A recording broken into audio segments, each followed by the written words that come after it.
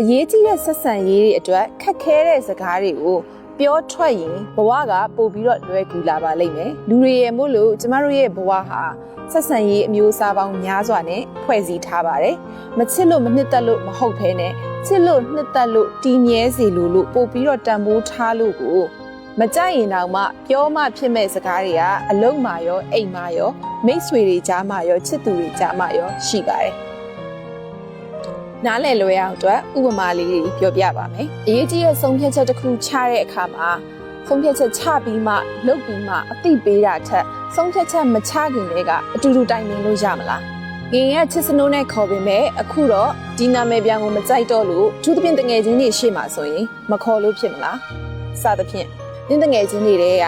မူယာဆိုတဲ့မိန်းကလေးနဲ့နင်းရဲ့နေပုံထိုင်ပုံတွေကို girlfriend တယောက်အနေနဲ့ငါမြင်ရတာအဆင်မပြေနေဘူးငါတို့ရဲ့ relationship ကို respect ပေးတဲ့အနေနဲ့အခြား main ကလေးတွေနဲ့လက်ပွန်းတတီးနေတာမျိုးမလုပ်လို့ဖြစ်မလားဒါမျိုးတွေဖြစ်ပါတယ်မပြောမပြီးမတီးမမီဆိုသလိုကိုကဘာမှမပြောရင်တစ်ဖက်လူကသူတို့ဒီလိုလုပ်နေရင်လည်းကိုအဆင်ပြေတဲ့အမှတ်နဲ့ဆက်ဆက်ပြီးတော့လုပ်နေတဲ့အခါကိုစိတ်ထဲကအဆိုင်ခဲကကြီးလာပြီးတော့ဘာမှမဟုတ်တဲ့နေရာကြမှာထိမ့်မနိုင်သိမ့်မရပောက်ကွဲပြီးတော့ဒီဆက်ဆံရေးကမလိုအပ်ပဲပြိုကွဲတာမျိုးဖြစ်တတ်ပါတယ်သူ့အမားဖြစ်ခဲ့ရင်နောက်ဆုံးတော့ကို့အလွန်ပေါ့နော်